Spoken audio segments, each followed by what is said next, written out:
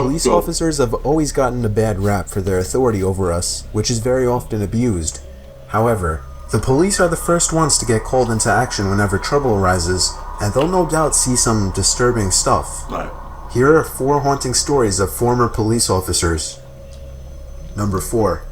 I was a cop for 30 years. Right. I retired at the age of 50, so of course I had some weird calls. But I'll never forget the night that me and my partner Steve were called to respond to a domestic abuse report. The call was made by a neighbor. These calls were never really a big deal. It usually gave us something to do during the night. Okay. Not that I enjoy dealing with couples fighting and all that stuff. So we arrived at the house. I still vividly remember the address, and I remember the door was left wide open. The second we stepped inside, the strong scent of marijuana filled our lungs. It was everywhere. Not just marijuana though. There was the strong smell of chemicals, which we assumed was either meth or cocaine. We made our presence known by asking for the couple to come out into sight. A thump from the upstairs gave away their position. Steve had his hand on his holster, ready to pull his gun. But me? I wasn't nervous yet. Steve told me to move quietly up the stairs. We normally listen to each other, so I humored his paranoia. Bitch, no. Steve, you fucking up. You must not know me. For real, if we was partners, no. Why I gotta go? Why do I have to go check it out? Why can't you check it out? Huh? Why can't I stay in a... I'ma stay... How about this? I'll stay in the car, right? And you go check whatever, you know, what's going on with they guy, what they smoking. You go check all that shit out. I'm gonna check, right, everything else around the house. You can go ahead inside the house and go check, because I'm not checking it out. I don't even know why I followed you in the house. But, you know, hey, I would make the worst cop. Yeah. There were 3 doors, 2 open and 1 closed.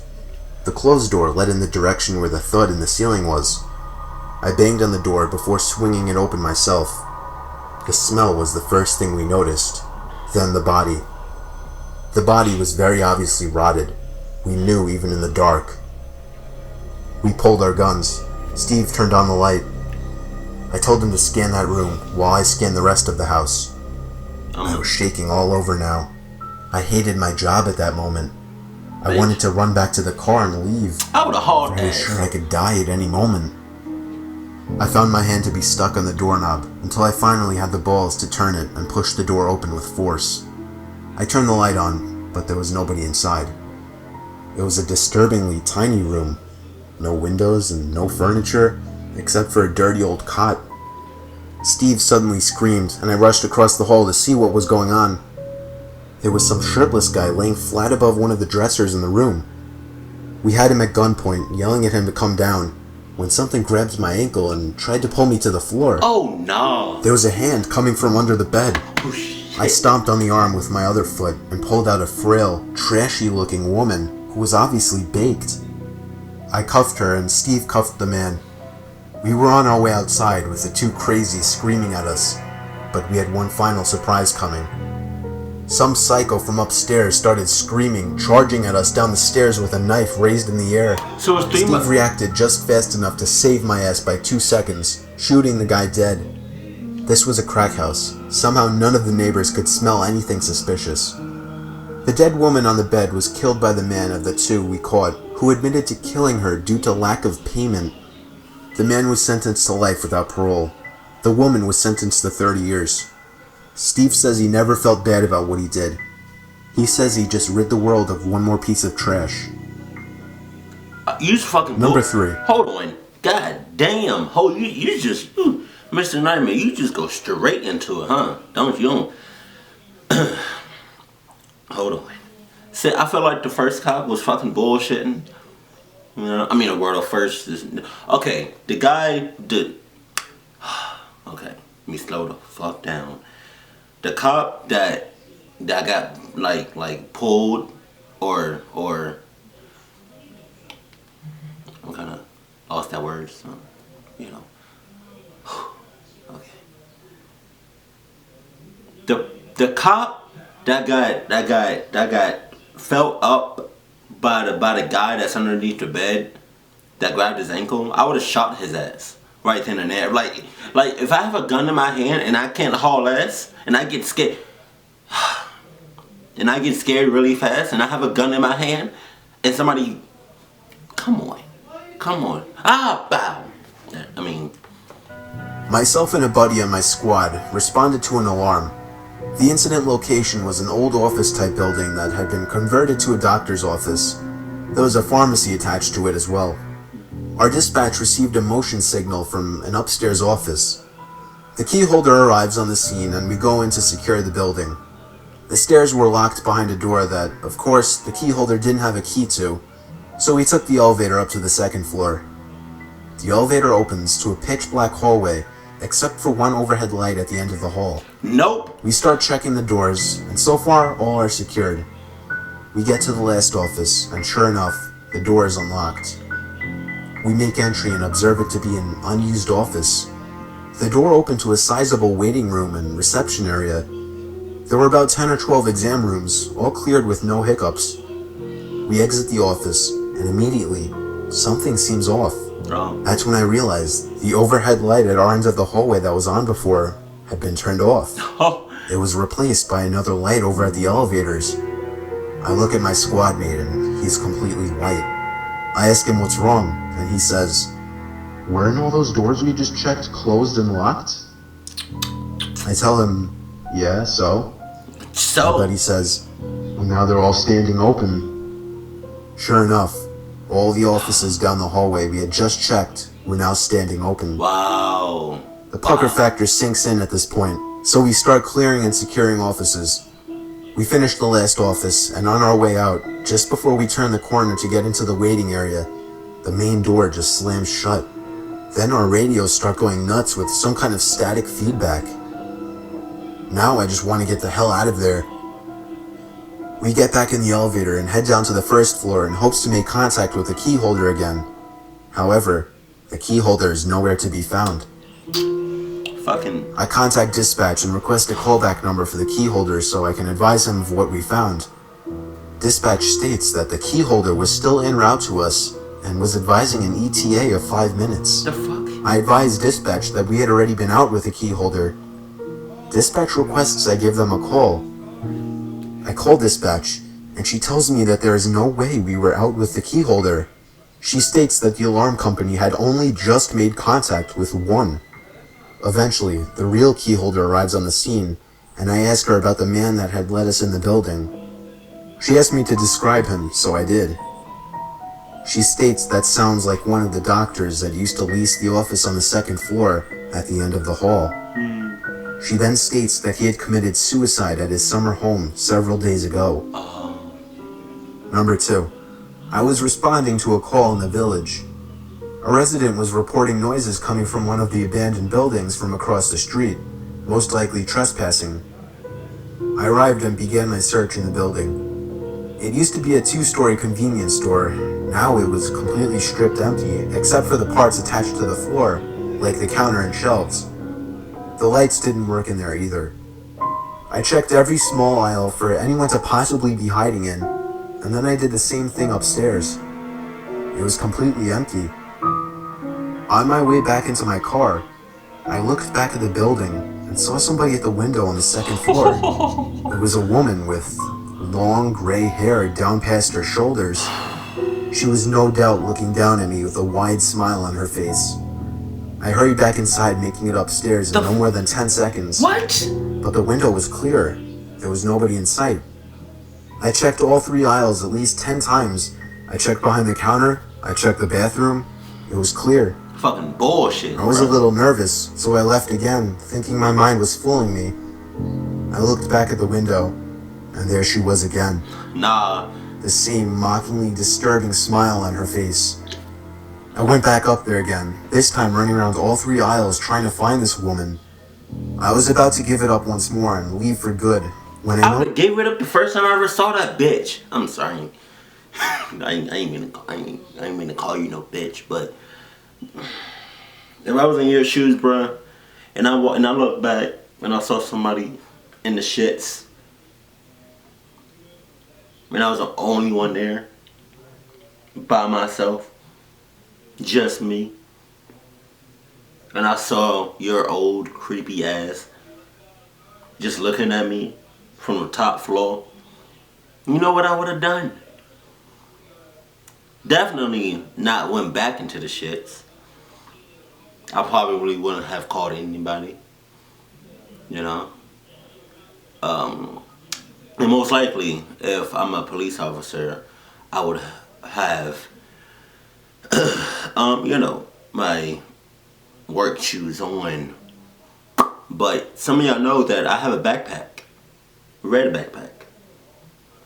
You know, and it's right there. I would show y'all, but I can't. Because I'm doing too much. I feel comfortable. I'm hot right now, so I don't feel like moving. But I can almost assure you that I will have my new pair of Adidas in my red backpack, which is 99% with me at all times. 100% at all times. I would have saw you, old lady, right? And I would have been like, oh, okay. Then I would have put my new Adidas on. I would have kicked rocks. Bucket. I would have quit my job right then and there. Like, There's something in my peripheral vision. It was on the ceiling. A dark shade of black latched onto the ceiling. I shined my light up there, and there she was. That crazed woman looked at me, still with a horrifying smile on her face, as she held onto two hook-like objects in the ceiling with her hands, while her feet were pushed up against the tile to gain support. She laughed like a freak all the way down to the station. Oh, bitch. I don't know if she had some kind of mental disability or not. It seemed like she was just toying with me, but not at all in a good way. She stared me down through the mirror the whole ride. Number 1. In all my years of being a police officer in Floyd County, Georgia, I had only experienced 2 horrifying situations. I'll share with you the worst of the 2. It was a slow night, and I was patrolling the dirt roads in my cruiser. At this particular spot, there were tiny woods on both sides of the road. And then it all started. I spotted somebody jumping into the woods on the left. I only saw half of them though. They were gone so quickly. I pulled up closer and shined a spotlight into the woods. I didn't see them. Unfortunately, it was kind of my job to check on things like this, so I hesitantly stepped out from the car and began searching. Shit. In a moment like this, I was so ready to pull my gun, as I was actually terrified. And then, the cliched snap of a branch from behind a tree almost made me want to run back to the car, but I instead did my job and called for them to come out. Someone wearing a mask stepped out from the tree. You fucking up. I told them to raise their arms, take off their mask, and come to me slowly. They raised their hands, but they didn't remove the mask. I tried to demonstrate my authority by yelling this time, ordering them to take it off. They looked as if they were about to take it off, when suddenly, he or she looked to their left, and then back at me. I heard footsteps coming from my right. Oh. I drew my gun. I yelled as loud as I could for everybody to come out with their hands up. You may be thinking, why? Well, if you were in this position, in this setting, you would have been shitting yourself just like I was. Oh, that's disgusting. Another person wearing a mask walked over. This one holding an axe. I had my gun locked on him. But suddenly, footsteps started coming from all directions. Oh my fucking... I looked around, and I was surrounded. There were at least 10 strangers wearing masks, surrounding me almost in a circle, with only an opening behind me. Half of them were armed with axes and the like. I stood there, gun raised, but not even aimed at anything at this point. I felt like I was going to throw up. One of them, I'm not sure which, finally broke the silence, telling me in a muffled, deep voice, "Go away." Enough said. My heart dropped as he said this, in a way that I knew I was going to live. I turned and ran for the car, driving down the road half a mile, all while calling for backup. As you would guess, the whole group was gone from the woods when a search squad arrived. I have a theory on this, however. I believe that what I witnessed was some kind of fucked up secret society that was planning on trapping an innocent passerby, and I think that whoever jumped into the woods as I was passing recognized my car as a police car and tried to hide. Had I not been a police officer, I believe they would have stopped me, led me to the woods, and done whatever this group does for its sick kicks. You was fucking up too. Bro, if I was in your shoes, you best believe, if I was driving and I seen somebody just run into the woods, you know, and they look sus, I would have just kept driving, especially if I was by myself, and especially at night, and especially in some fucking woods.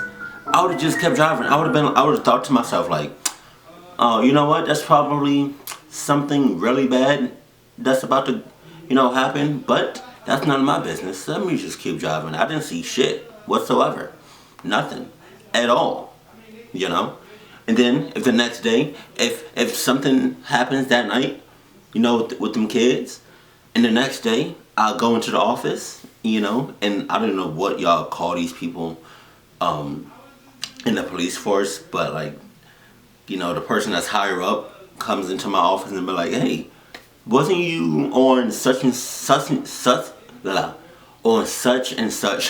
road last night around such and such time? I would have been like, nah, no, I was on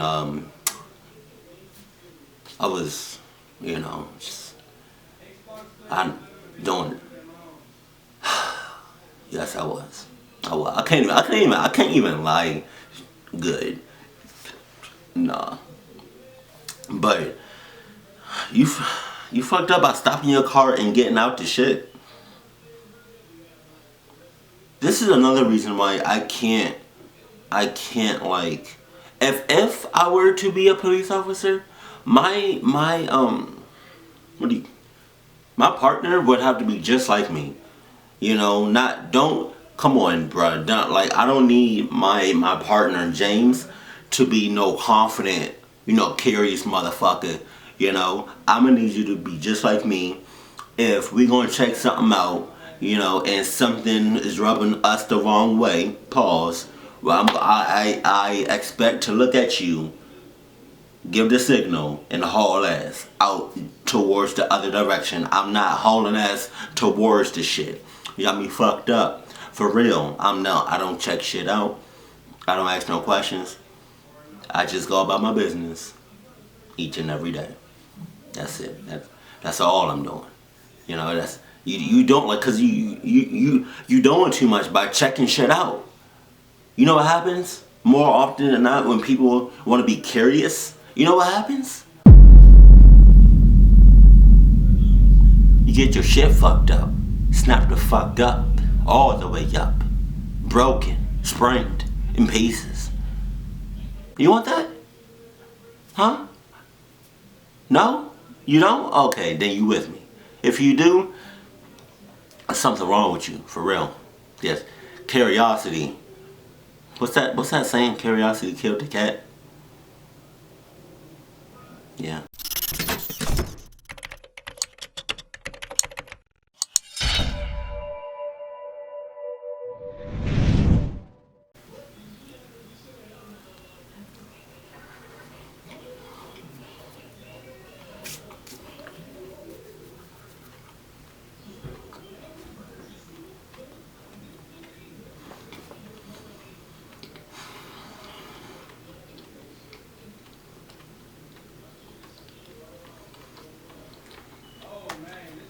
Police officers have always gotten a bad rap for their authority over us, which is very often abused. However, the police are the first ones to get called into action whenever trouble arises, and they'll no doubt see some disturbing stuff. Right. Here are 4 haunting stories of former police officers. Number 4. I was a cop for 30 years. Right. I retired at the age of 50, so of course I had some weird calls. But I'll never forget the night that me and my partner Steve were called to respond to a domestic abuse report. The call was made by a neighbor. These calls were never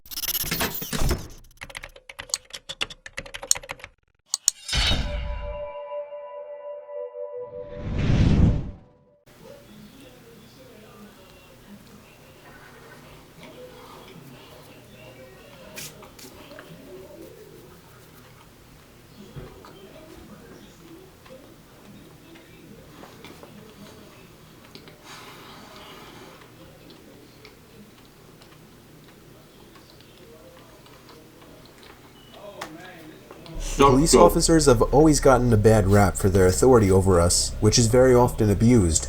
However, the police are the first ones to get called into action whenever trouble arises, and they'll no doubt see some disturbing stuff. Right. Here are 4 haunting stories of former police officers. Number 4. I was a cop for 30 years. Right.